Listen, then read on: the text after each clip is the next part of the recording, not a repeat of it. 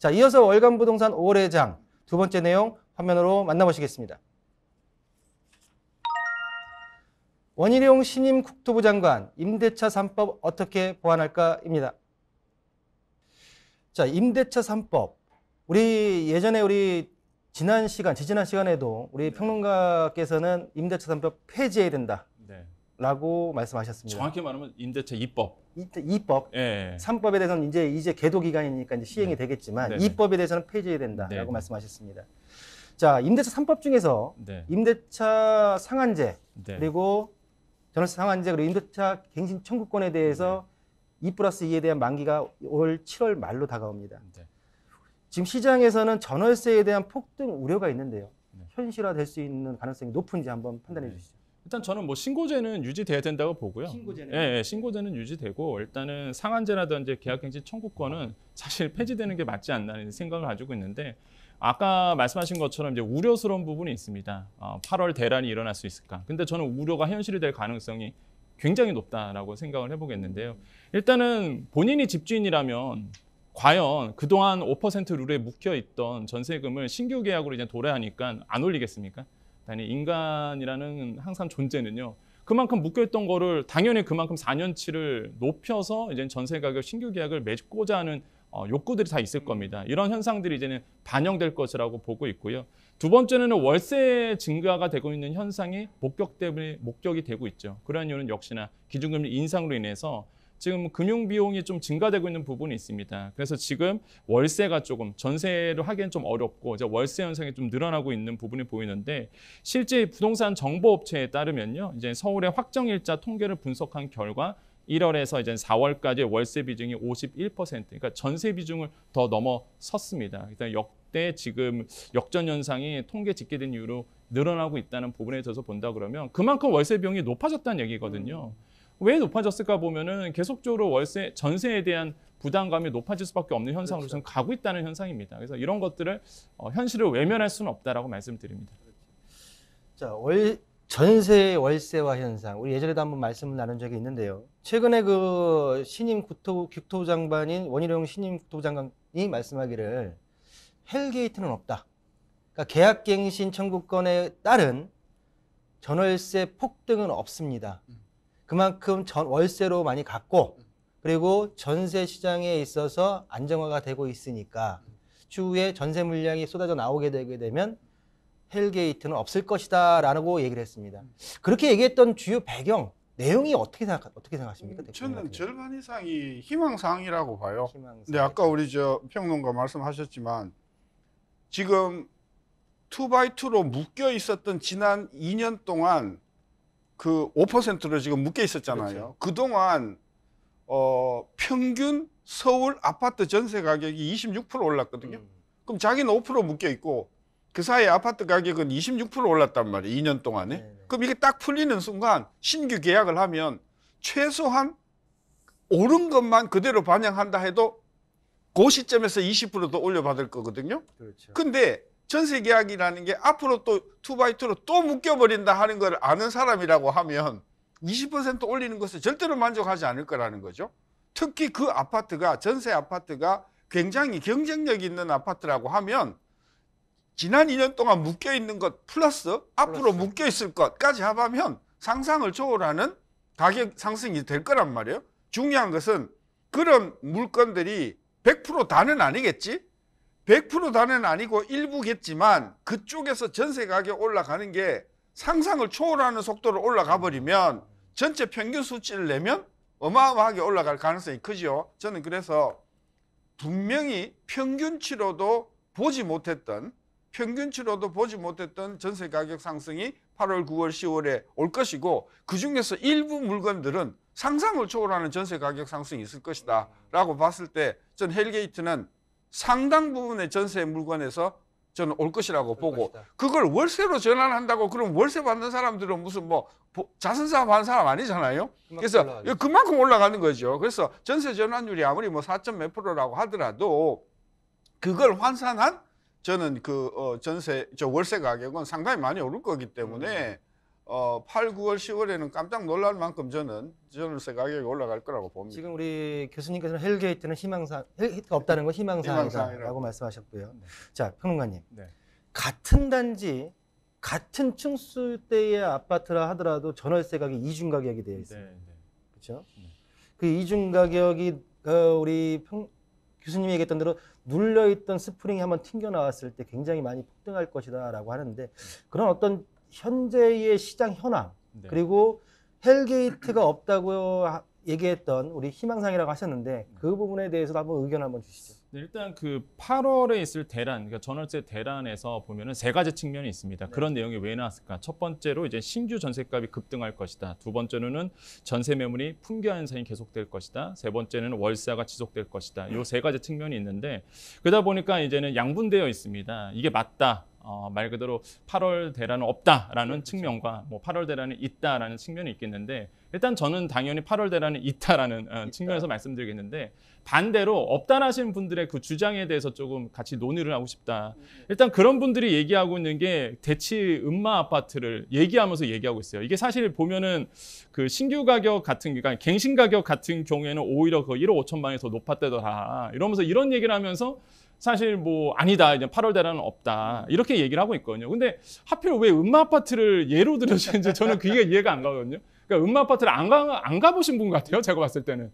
왜 그러냐면 거기는 교육 수요가 높고요. 그다음에 오래되다 보니까 그렇죠. 사실 재건축된 데다 보니까 시설 투자를 안 하죠. 그래서 뭐 녹물 나온다는 얘기도 있고 사실 그런 아파트는 단전히 이제 전세가 가격이 낮게 됩니다. 집주인들이 안 살거든요. 물론 오래 사신 분들은 계시죠. 하지만은 신규 투자하신 분들은 살지 않고 대부분 전세로 이제는 주식은 있는데 그렇죠. 그 음마 아파트를 가지고 지금 이런 주장을 하니까 사실 납득이 안 되는 부분이다. 근데 실제로 봤을 때는요, 전국 평균 아파트를 봤을 때 이중 가격은 현실이거든요. 그냥 부동산 검색만 하셔도 아시는 내용이다 보니까 그러니까 서울 아파트 중심으로 본다 그러면 이중 가격은 맞다라고 말씀을 드리겠고 두 번째로는 사실 또 얘기하고 있는 게 전세가 품귀 현상이 일어나고 있다. 뭐 통계를 봤을 때 작년 그 5월 17일 기준으로 봤을 때 3만 건이었다가 올해 들어와서 5월 달에 봤더니 서울 아파트의 전세 매물이 4만 건. 그러니까 더 늘었대더라. 맞죠? 는 건 맞습니다. 근데 들어갈 전세 매물이 없어요. 그러니까 물량은 많아지는데 워낙 고가다 보니까 내가 들어갈 전세가 없는 것이죠. 그러다 보니까 당연히 전세는 품귀가 나올 수밖에 없습니다. 많으면 뭐합니까? 너무 높아져서 들어갈 말씀으로 전세 매물이 없다 보니까 사실 이거 통계만 가지고 얘기하기는 어렵다라고 생각을 해보겠고 마지막으로 월세화 현상은 뚜렷하게 나타나고 있거든요. 이거 지금 보면은요 KDI가 얘기를 했습니다. 3월 임대차 신고 들어온 것을 조사해 봤더니 월세 계약 건수가 한 3,100건이 돼요. 서울 아파트 전수 조사를 했습니다. 신규 계약이 66%, 갱신 계약이 한 34%. 그러면서 계속적으로 월세량은 계속적으로 늘어나고 있는 부분. 왜 늘어나겠습니까? 당연히 전세로 들어가고 싶어도 못 들어가니까 사실 너무 높다 보니까 월세로 지금 나가고 있는 거거든요. 이런 부분을 봤을 때는 앞으로 금리 인상에 대한 시그널 계속 나오죠. 이런 현상들이 계속 가속화될 것이다. 그래서 저는 봤을 때는 8월 교수님 말씀하신 것처럼 8월 이후에는 뭐 이런 8월 임대차 대란은 현실화될 거다. 점차적으로 누적될 거다 피할 수 보여집니다. 없는 네, 피할 맞습니다. 수 없는 상황이다라고 두 분 의견이 좀 비슷하시고요. 자, 그러면 임대차 2법에 의한 내용이었어요. 어떻게 보면 3법이라고 하지만 우리 평론가께서는 전월세 신고제는 있어야 된다라고 아까 하셨고, 자, 임대차 3법의 마지막 퍼즐입니다. 전월세 신고제 올 5월 31일까지 계도 기간이고 6월 1일부터 시행에 들어갑니다. 근데 현재 지금 윤석열 정부에서는 이 계도 기간을 연장해야 되겠다라는 얘기가 솔솔 나오고 있는데요. 과연 연장이 옳은 걸까요? 어떻게 보십니까? 네, 저는 연장을 하는 게 네. 마땅하다고 보고요. 근데 그보다 더 중요한 거는 네.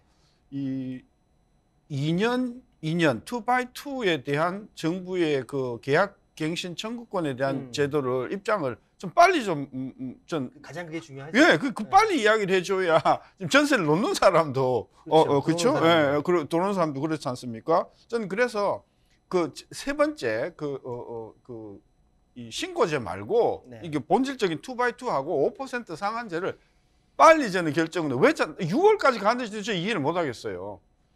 그 국토교통부에 이 문제를 전담하는 실무자들이 이 문제를 수십 년 동안 고민을 해왔던 분들일 거 아니에요? 그렇죠. 그리고 이 폐단을 지난 2년 동안 우리 뼈에 사무치게 느꼈지 않습니까? 그럼 새 정부가 들었으면 새 정부가 땡 하고 취임하는 그 다음 날은 아니라 하더라도 그 다음 주쯤에는 확실한 게 나와줘야 될 것 아닙니까? 근데 아직도 뭐 6월에도 나와봐야 알지 6월에 나올지도 모르잖아요. 또 6월 달에 나온다 한들 그 내용이 전혀 안 바뀔지도 모르는 거잖아요. 저 그런 면에서 국민들이 지금 기다리는 거는 빨리 새 정부가 새로운 어떤 2x2 5%에 대한 입장을 빨리 말씀을 하는 게 좋은 거다. 그걸 제가 강조하는 거고요. 2x2를 어떻게 하는 게 좋냐? 저는 아까 우리 이제 그 평론가님은 없애는 게 좋다고 했는데 이게 만든 목적이 서민들을 위해서 보호하기 위해서 한 거잖아요. 오케이. 그렇다고 하면 2x2를 가져간다고 하면 5%를 풀어줘라.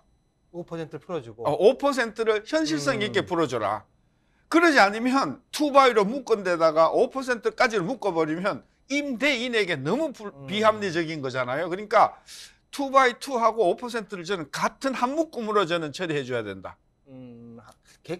개별적으로 보지 할 게 말고 아니라, 예. 2+2로 갈 거, 계약갱신 청구권이 갈 것 같으면은 그렇죠. 상한제에 대한 거를 폐지해주고 그리고 이것을 우리 윤석열 정부가 취임사에서 뭐 30몇 번이나 자유를 강조했잖아요. 저는 이거 좀 자율로 맡겨두자. 자율로 맡겨주고 그렇다고 없애지 않는 게 아니고 2x2로 가시면 네. 정부가 여러 가지 혜택을 주고 인센티브를 주겠다. 마치 지금 그죠? 그 임대 사업자에 관련된 그런 규정과 같이 저는 그래서 정부가 2x2로 가고 어떠한 수준의 임대 가격을 유지하는 임대인에 대해서는 여러 가지 임대인? 착한 임대인에 대해서는 어느 정도 이제 인센티브를 주는 쪽으로 이걸 끌고 가야 저는 되는 것이라고 봐서 2x2 뭐 없애면 좋겠는데 없애면 너무 한쪽으로 치우친다고 하면 가져가되 그렇게 2x2를 유지하는 임대업자에게 대해서는 상당히 그 실질적인 이익이 가도록 해주자. 우리 교수님께서 부동산 시장 정상화에 가능한 임대차 3법에 대한 해결 방안을 그렇죠. 좀 제시를 해줬고요. 그렇죠. 네. 자, 평론가님. 네. 자, 지금 우리 교수님께서는 이제 그런 해결안을 좀 말씀해 주셨고요. 네. 지금 계약갱신 청구권을 유지하되 상한제를 뭐 자율에 맡기자. 네. 뭐 등등의 이유가 뭐 말씀을 하셨는데 네네. 어떤 뭐 그 내용에 대해서 어떻게 동의하십니까?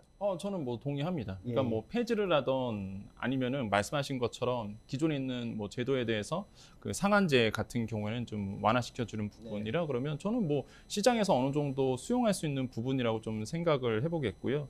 그래서 저는 이제는 임대차 3법 해결 방안, 뭐 정확히 말하면 저한테는 이 입법에 대한 신고제는 저는 시장에 순기능이 있다고 보거든요. 그래서 3법, 입법에 대한 뭐 완화 방안, 해결 방안을 본다 그러면 이제 보유세에 대한 부분도 같이 좀 해결해야 된다라고 저는 생각을 해봅니다. 왜냐하면 다주택자 중심으로 보유세가 늘어나다 보니까 사실 이게 계속적으로 악순환이 되고 있거든요. 세금이 증가되죠. 이거 조세 전가되지 않습니까? 당연히. 그렇죠. 지금 뭐 일어났잖아요. 우리는 두 눈으로 목격했기 때문에 조세 전가가 되다 보니까 당연히 뭐 전세 가격도 높아질 수밖에 없고 뭐 여유가 되신 분들 같은 경우는 전세가 아니라 월세로 전환하셔서 이제 월세로 전환하신 분도 많아졌고, 그래서 이런 부분에 대해서는 근본적인 해결 대책은 시장의 부동산 시장의 정상화다. 그러니까 자율시장에 맡기는 것이 더 현명하지 않겠느냐라고 좀 생각을 해보겠고, 두 번째로는 규제 완화 플러스 여기서 공급 대책도 같이 나와줘야 되는 거죠. 그러니까 당장 공급이 나올 수는 없잖아요. 그러니까 제가 말씀드리고 싶은 거는 시장에 대한 신뢰성을 다시 한번 회복하는 것.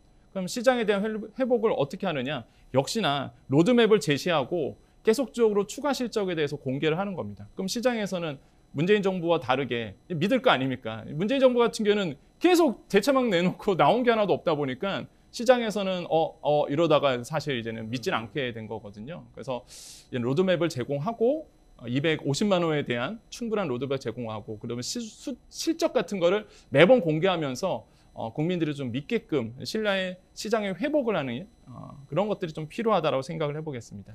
자, 그럼 마지막으로 임대차법 이 이슈에서 자, 두 분께서 말씀하셨던 대로 8월 전세 대란은 올 것이다라고 말씀하셨습니다. 네. 자, 그러면 가장 중요한 전세 대란이 왔어요. 네.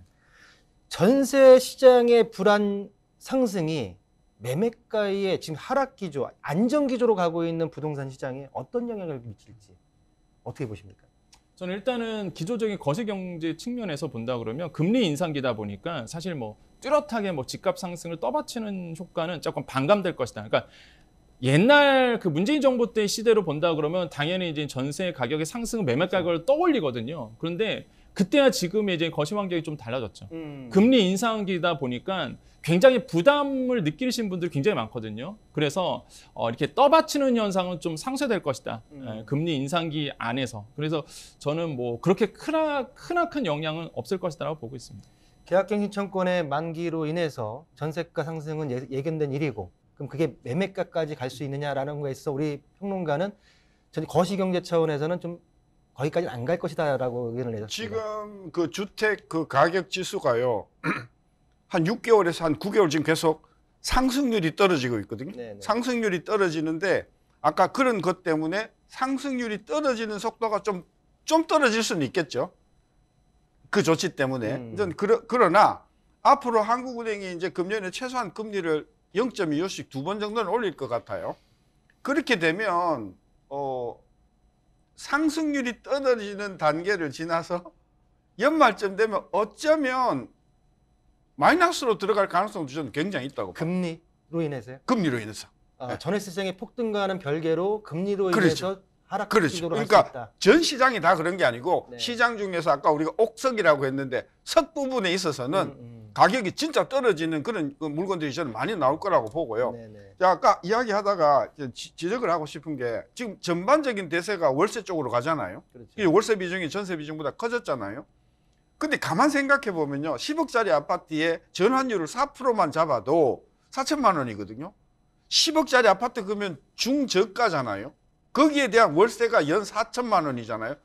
4천만 원이면 최저임금의 2배 수준이에요. 그러니까 평균적인 사람들이 연에서 벌어가지고 세금 다 떼고 남는 소득의 4천만 원의 월세 부담이라고 하는 것은 가공할 만한 부담이에요. 그러니까 정부가 앞으로 월세로 대세로 간다고 했을 때 정부가 진짜 신경 써야 되는 건 뭐냐면 집을 공급하는 것도 중요하지만 형편이 어렵거나 여러 가지 이유로 월세를 사는 사람들에게 월세 부담이 너무 이게 지금 살인적인 거예요. 월세 부담이 살인적이다. 네, 그래서 이 전환율을 4%라고 잡는다고 지금 금리 올라가면 그것도 올라갈 거 아니에요. 저는 그래서 우리 원 장관께서 정말 신경을 써야 되는 거 250만 채 짓는 것도 중요하시지만 지금 전체 서울의 주택수에서 약 15%를 차지하고 지금 20%를 넘어가는 월세로 사시는 분들의 월세 부담을 덜어줄 수 있는 획기적인 세제 개편. 그래야만 집을 월세로 놓는 사람이 야 이거 월세 부담을 생각해서 덜 올릴 거 아니에요. 저는 그래서 임대를 놓는 사람이 월세를 낮출 인센티브를 저는 주는 것이 앞으로 주택 정책에 굉장히 중요한 저는 정책 과제가 될 거다. 좋은 말씀입니다. 꼭 우리 신임 국토부 장관께서 우리 교수님 말씀을 좀 듣고서 정책에 문자 보낼게요. 문자 보낼게요. 그러니까 자꾸 250만 채 짓는다고 하지 마시고 지금 월세 부담하는 분들이 웬만하면 150 다 내거든요. 그렇죠. 굉장히 부담이 크거든요. 그러니까 이 부담을 근본적으로 낮춰줄 수 있는 거는 물론 임대 아파트를 많이 지으면 되지만 그건 뭐 언제 해요? 못 하잖아요. 그러니까 임대를 놓는 사람이 임대 월세를 낮추면 세제 혜택을 줄 수 있는 그런 제도를 많이 개발을 해서 임대를 놓는 사람이 월세를 낮춰가는 그런 쪽으로 좀 정책이 많이 개인적으로 당부드리고 싶으면 꼭 연락을 해주셨으면 좋겠어요. 문자 주셔가지고 우리 그만큼의 우리 서민들이 피부에 와닿을 수 있는 월세 부담이 너무 커요 지금. 그런 정책이 꼭 나오기를 바라면서 자, 두 번째 이슈로 신임 국토부 장관 임대차 3법 어떻게 보완할까까지 한번 살펴봤습니다. 자, 이어서 월간 부동산 5월 회장 마지막 내용 화면으로 확인하시겠습니다.